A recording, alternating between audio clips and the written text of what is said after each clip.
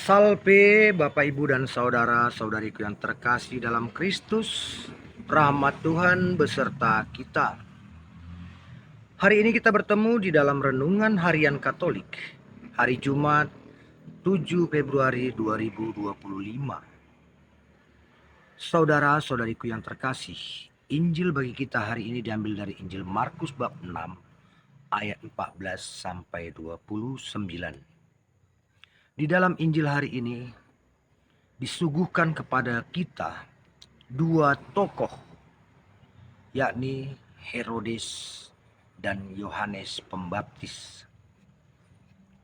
Pada dasarnya, Herodes juga mempunyai sifat yang baik. Kita lihat bagaimana ia begitu sangat menghormati Yohanes Pembaptis. Walaupun Yohanes Pembaptis dipenjara dan akhirnya mati di tangan Herodes. Saudara-saudari yang terkasih, dalam Injil hari ini tampak bagi kita sosok Yohanes Pembaptis yang begitu teguh dalam tugasnya mempersiapkan jalan bagi Tuhan. Tugas mempersiapkan jalan bagi Tuhan itu dilaksanakan Yohanes Pembaptis dengan tekun. Tidak ada kompromi. Dia mengabarkan untuk bertobat, untuk mau dibaptis. Dan saat ia bertemu kasus Herodes yang mengambil istri saudaranya Filipus, yaitu Herodias, Yohanes Pembaptis sesungguhnya tahu, dengan sadar ia tahu bahwa Herodes adalah seorang raja, di mana perkataannya adalah undang-undang. Dan saat seorang raja tersinggung, akan ada risiko akan keluar undang-undang yang berbahaya bagi Yohanes. Yohanes sadar betul akan hal itu. Tapi karena yang diperbuat oleh Herodes adalah suatu kesalahan, sedangkan tugas Yohanes Pembaptis adalah mempersiapkan jalan bagi Tuhan, mengajak orang untuk bertobat.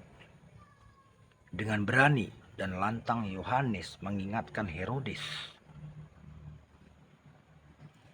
Nah, saat Yohanes Pembaptis memperingatkan Herodes akan kesalahannya, ternyata yang kesal bukan hanya Herodes. Bahkan yang lebih kesal adalah Herodias, yaitu istri Herodes yang ia ambil dari saudaranya Filipus. Nah, maka terjadilah apa yang disebut kekuasaan raja, sehingga Yohanes Pembaptis pun tangkap dan dipenjarakan. Walaupun Yohanes Pembaptis telah dipenjarakan oleh Herodes, pada prinsipnya Herodes tetap takut. Dia tidak memenjarakan dengan lega, tidak, dia tetap takut. Tapi karena Herodes belum dikuasai oleh Roh Kudus, saat anaknya dari Herodias meminta hadiah karena telah memberi kebahagiaan dalam ulang tahun Herodes, meminta hadiah kepala Yohanes Pembaptis, Herodes tidak berani menolak. Ia tidak rela mengorbankan harga dirinya, tidak rela mengorbankan konsekuensi dari ucapannya yang akan memberi hadiah apa saja yang diminta. Dia malah lebih rela mengorbankan Yohanes Pembaptis. Sinilah kita lihat Yohanes Pembaptis yang begitu teguh untuk mempertahankan tugasnya menyiapkan jalan bagi Tuhan, dibanding dengan Herodes yang ternyata hati dan pikirannya yang tadinya punya cinta kepada Yohanes kalah dengan egonya, dengan gengsinya. Ia kalah. Hatinya belum didominasi oleh Roh Kudus. Walaupun dengan berat, ia akhirnya memenggal kepala Yohanes Pembaptis. Nah, saudara-saudaraku yang terkasih, dua sosok ini juga hadir di dalam diri kita. Bila kita memang telah dikuasai oleh Roh Kudus dan dominan di dalam diri kita, maka kita akan bersikap seperti Yohanes Pembaptis, berani mengatakan suatu kebenaran walau dengan risiko yang berat. Tapi jika kita masih lebih mengorbankan iman dan kebenaran karena ego, gengsi, maka kita mengikuti Herodes yang mengorbankan kebenaran hingga iman akan kita korbankan.